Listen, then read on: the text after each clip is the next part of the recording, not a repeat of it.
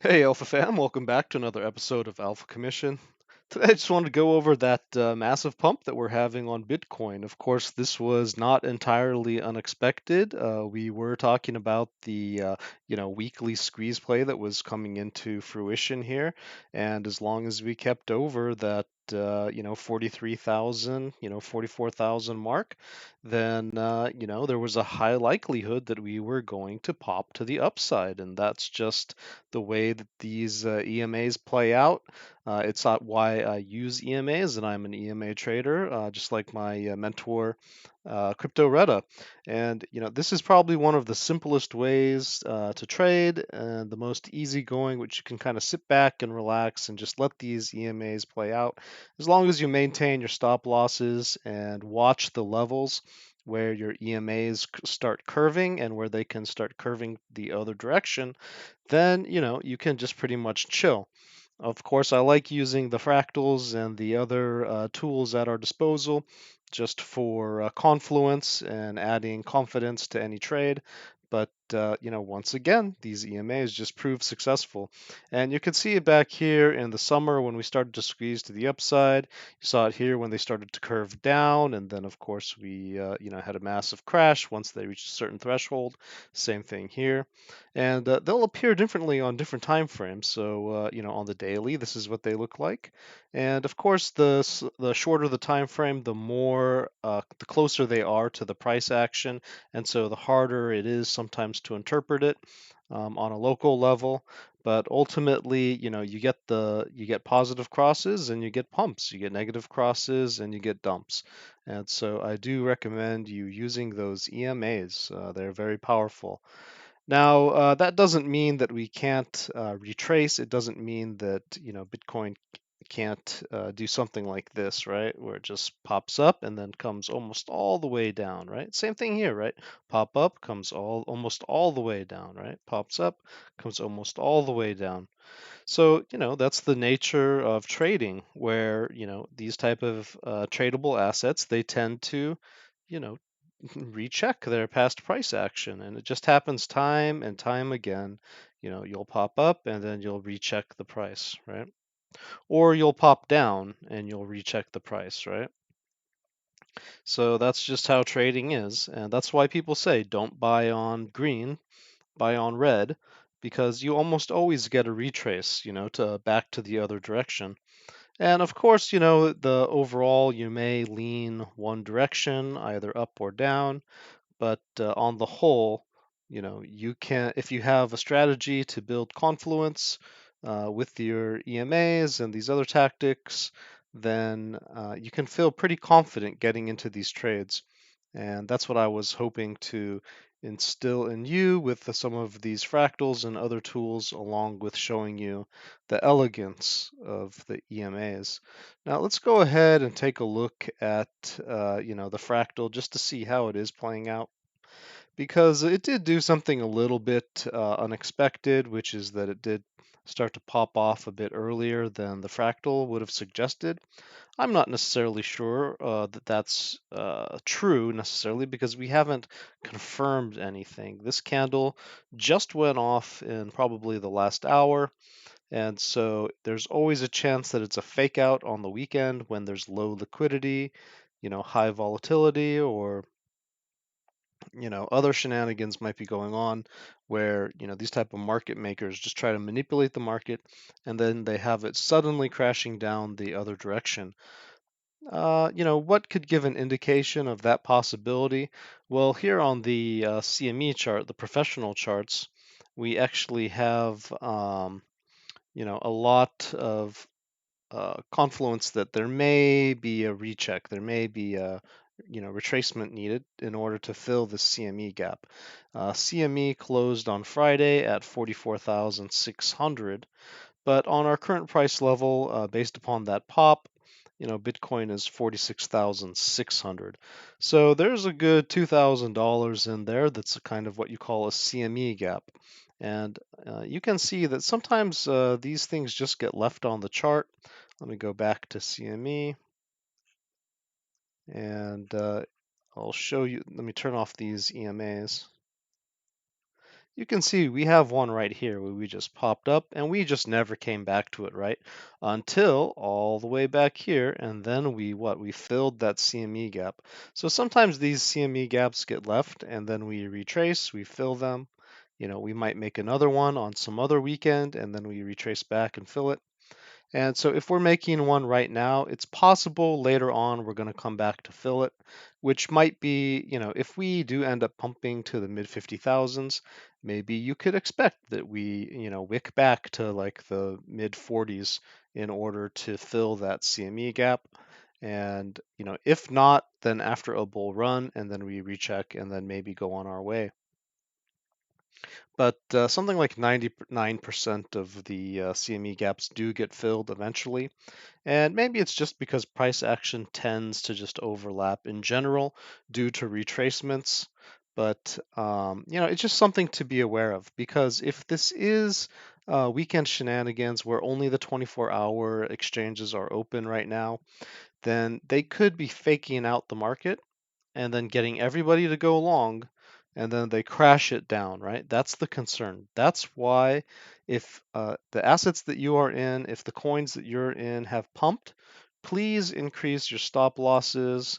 Please make sure that you're doing management of those assets until you get significant candle closures, like 4-hour candle closures above 46,000. And that was the magical number that I was looking for, right?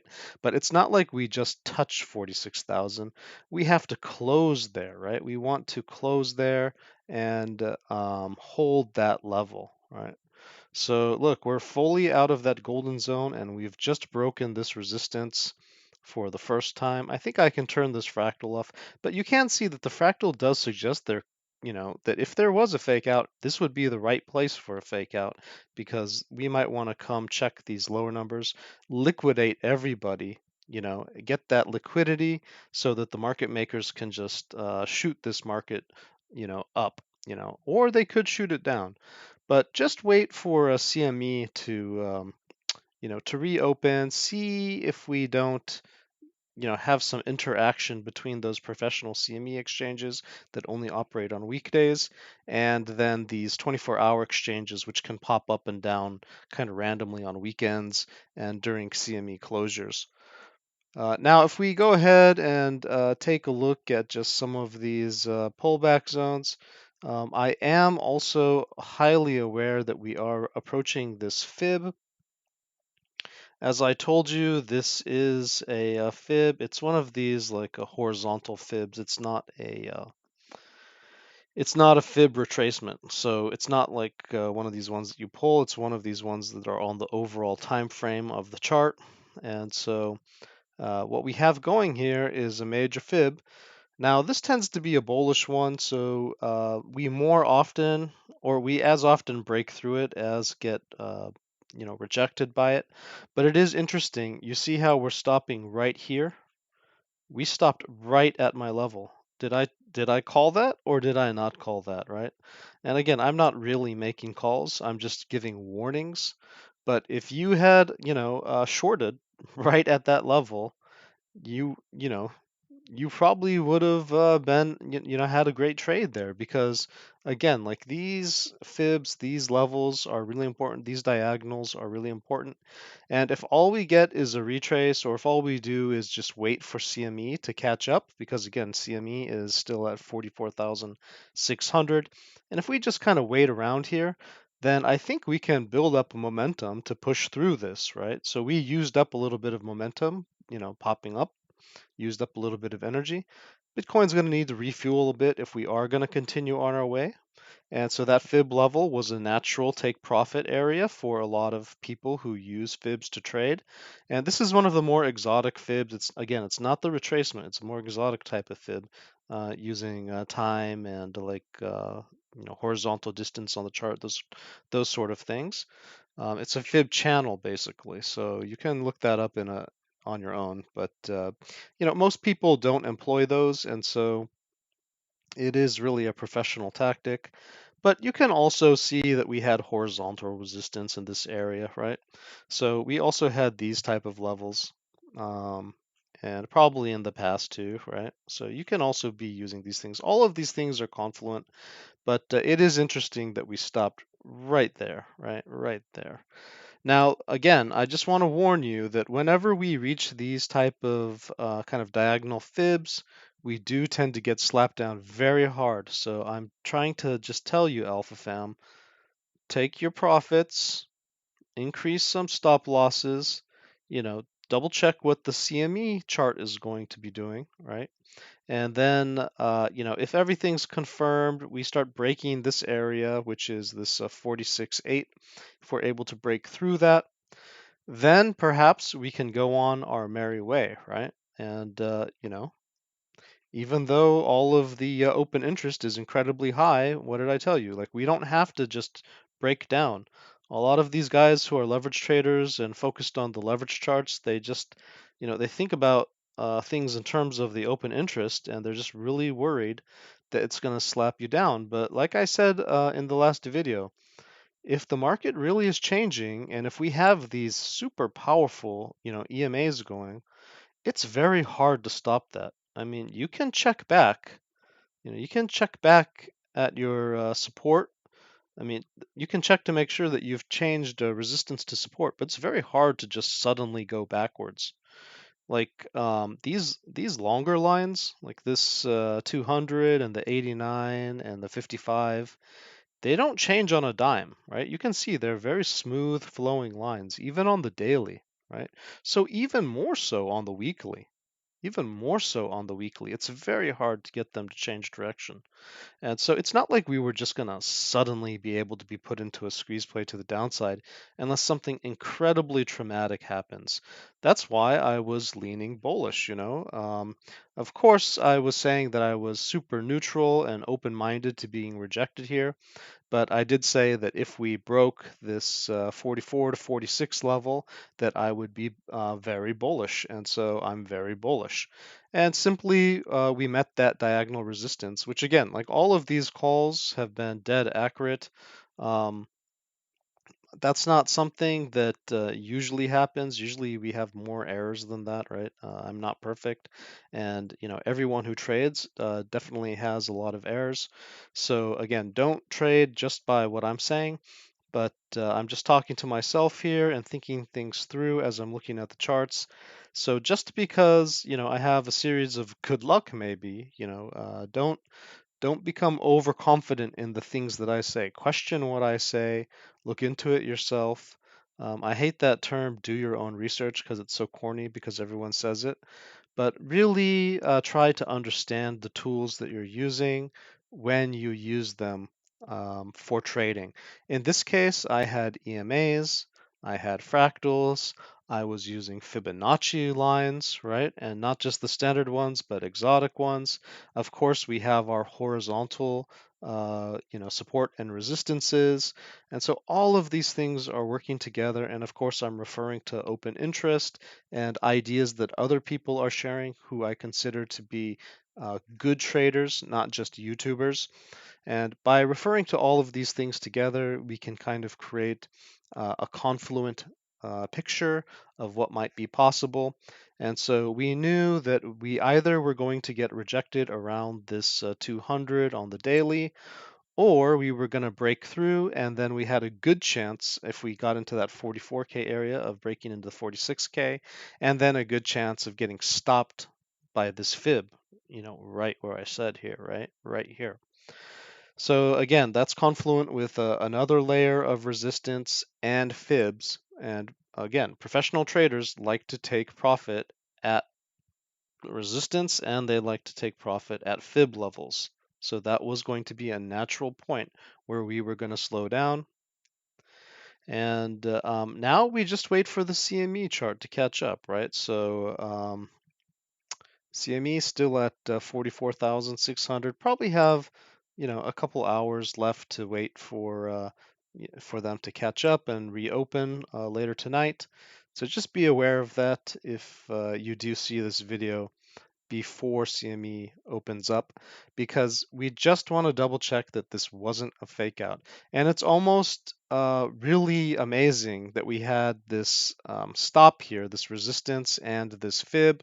because that slowed down any possibility of just like a really hyper pump where we couldn't organize our thoughts. There's going to be a lot of coins that you can get into right now where if we do remain bullish, then again with your tight stop losses, but if we do remain bullish, they're going to be following Bitcoin into the pump. And we have had some leaders like Zilliqa, and this has been a trade in I've been in all day yesterday and today. My friend Crypto Reda called it out to me, and I think it was a call made by my other friend Athena, and they run a group called AR Collective. Just an amazing group, probably the best group I've ever seen in crypto or been part of, and so I'm just really proud of those guys. But they also deliver great calls for their members, and that is a paid group. So don't ask me for the link unless you're willing to pay. But we've just been following this since all the way down here. I think Athena called it, something like around the 3 cent range. And I got in somewhere around the 4 cent range. And, what are we up now? What are we up?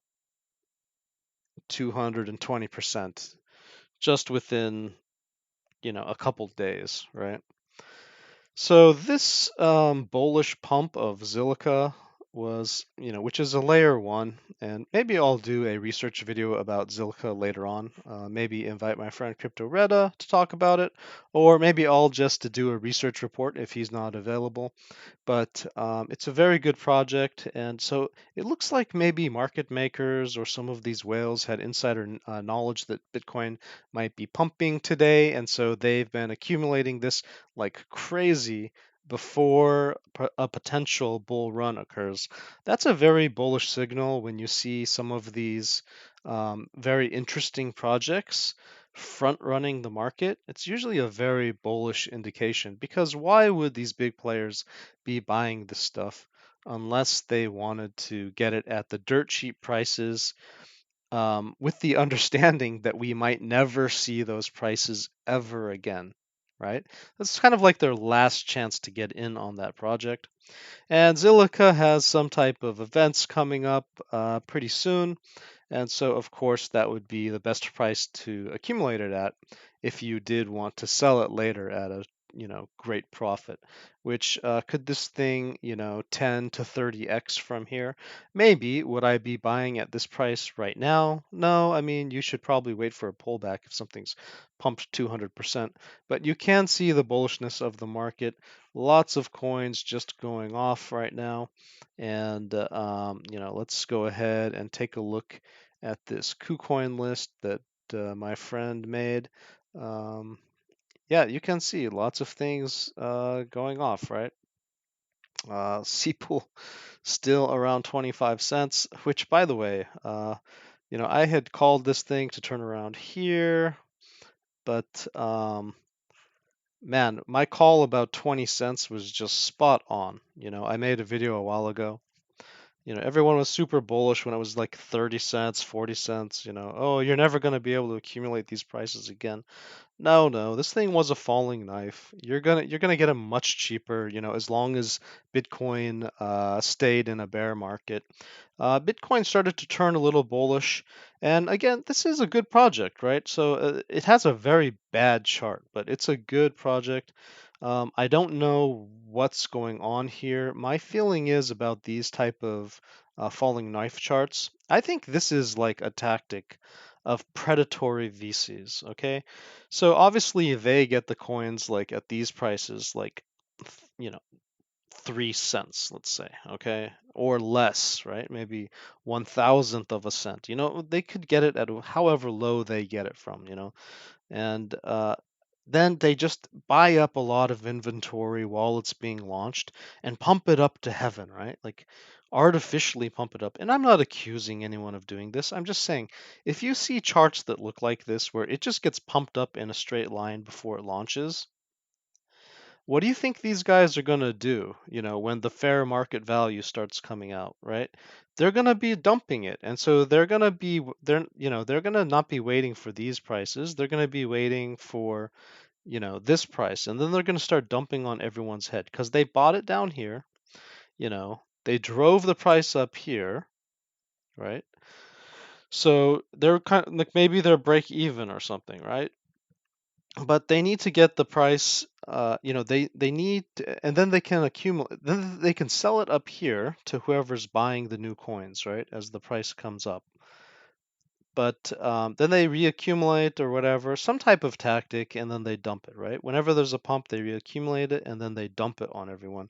And at the same time, releasing supply or whatever. I don't know. It's some type of tactic. I'm sure it's easy to figure out if you just look at the chart, the behavior of these different VCs. But whenever I see a falling knife chart, I don't want to be in this thing, right? I mean, if you're good at calling squeeze plays and stuff, then you can catch these things at, bottoms. If you're good at diagonals and seeing how it moves within a diagonal range, then you can try to catch it at the bottom of a diagonal range while it's having a squeeze play. And then you just got to sell it because you don't know if it's going to break out or not. These things tend to just continue to be falling knives until the VCs, the investors, the team, whatever, they just squeeze every last penny out of whoever was the faithful that believed in it. And it's a very predatory tactic. Okay, it's a very predatory tactic. And people can say that it's because a coin is new or whatever, but I've seen this on so many coins that are, good projects. And it's because, the VCs and the teams and all that stuff, they're smart. They're smart. They know how to get paid. And it's with your money, okay? Again, I'm not accusing C-Pool specifically. I'm just saying, like, this type of chart appears several times in the market. And then at some point, the market starts to turn around, and you can see that there's a big push, right? We just saw that on Zilliqa, right? Somehow there's just a magical big push before Bitcoin breaks out, before crypto turns around. There's this magical insider information, big push, and then suddenly the price starts going up from there, right? And of course, they'll still take their profit and do it again and again, but the chart eventually flattens out. I don't know if this is done dumping. I don't know if Bitcoin's done dumping, right? We still have to wait for confirmation, but you can see what goes on in this market. And so even, these type of falling knife charts are starting to break trend right now with their falling pattern. And for me, that's a good sign. Seeing Zilliqa accumulating so rapidly right before Bitcoin pumped, seeing C-Pool breaking its falling knife pattern right before Bitcoin pumped. I mean, these guys are insiders, right? I mean, they talk to people within the industry. They have the best analyst in crypto. And so if they're getting tips, if they're getting ideas, it's much different than the retail who is usually chasing pumps. And so when you see these type of signs, it is another aspect of confluence. And I just want to share that because again, you don't want to trade on it, but it's another aspect of confluence. And when all these confluences stack up, you can start to get yourself into bullish positions. And so, all of these are junk coins. They're not specifically anything that I would particularly invest in. Just looking at what's on the market. But you can see everything's pumping, right? Here's Happy. I have no idea what this is. It's pumping 40%, right? Kind of front running the market. Like whoever's in this, whatever whales are playing some games or whatever pump and dump groups, they're front running the rest of the retail market. They're hoping that you FOMO in and then they're going to dump on you, right? Look, this one looks like it's just going to keep dumping, right? I don't know. Maybe it's a good project, but it looks like it's going to just keep dumping on you, right? If you're going to FOMO in and it's going to keep dumping on you. Some of these things, look at this, like it's another one, right?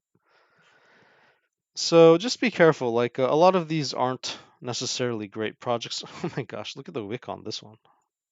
I mean, is this what they bought it for? So they can just dump it infinitely, I mean, if so, I don't know. I don't know this project.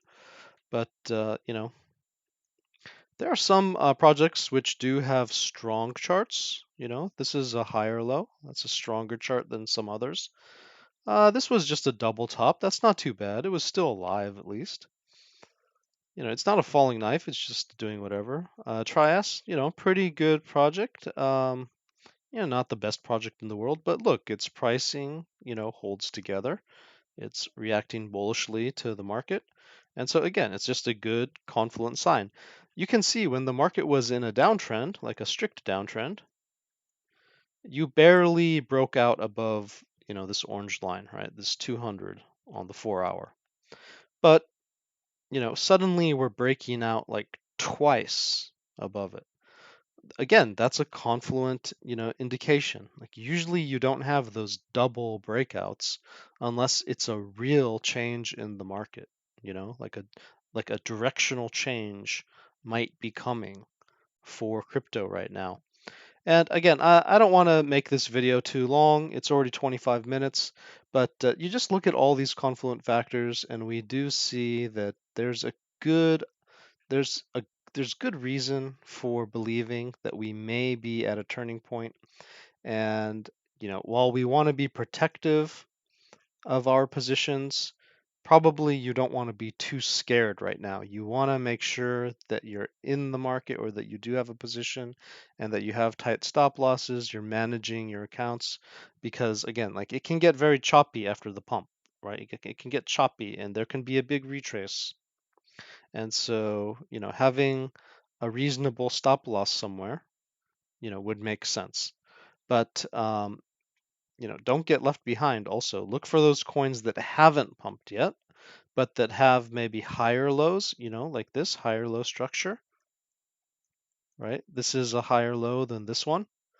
And so that's kind of a healthy chart, right? Look, it has a higher high than the previous high, and it has higher lows than the previous lows. And then locally, it also has higher highs and higher lows. And so it's doing pretty good. But it's also all the way down, right? It's like all the way down on its chart, where you would kind of expect it to be in a channel, right? So if this was a channel, more or less, then basically it just like this, right? This is Bitcoin, right? It's just like this. And so you'll if you see coins that look like this and they're in this lower 1/3, especially if they're really close to the bottom and they have this type of higher low structure and higher high structure, those are the coins that you probably want to be targeting right now. You don't necessarily want to be targeting the ones that, have, super high peaks and then just keep falling, that's a good way to get wrecked because it might get another peak and then continue to fall, right? Well, I'm gonna again like just keep this short because we are just waiting for CME to confirm. We're waiting for BTC to, break through this area essentially.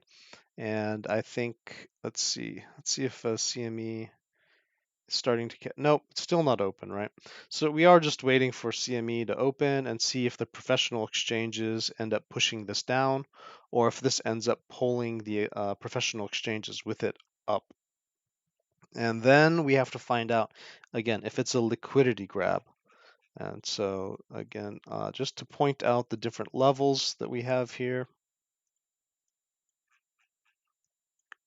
And sorry if this video seems just a little bit less organized. I've just been trading, right? So, I can't just make YouTube videos. I have to also be making some money. But again, our levels are around 43,500.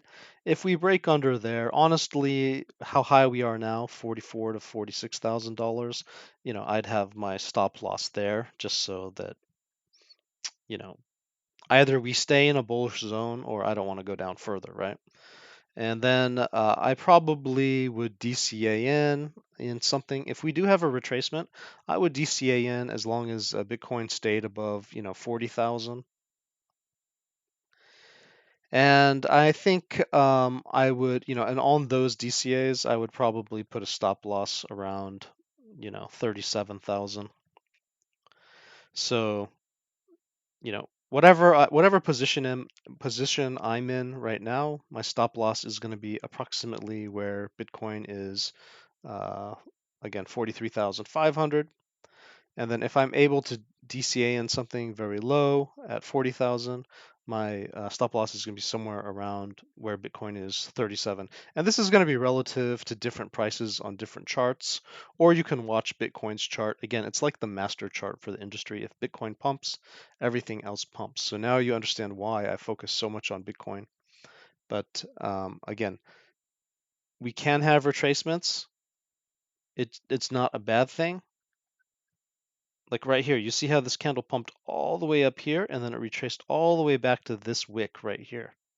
And then it went, right? So we could pump up and then go all the way back into the middle of this area, right?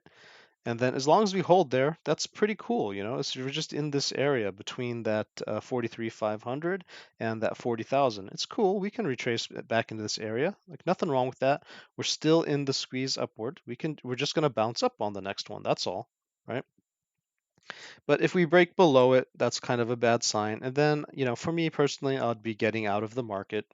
You know, we've already reached this high. If it was just a fake out and we end up breaking these, you know, kind of breaking our EMA structure, then I'm probably just going to get out and see what happens because that would be, you know, that would be too interesting. Okay, like that's too exciting for me. And I don't know if we're going to be able to buy in the low 20s or in the low 30s next or whatever. But just keep your eyes open. Okay, that was your alpha for the day. Stay safe, guys, and happy trading.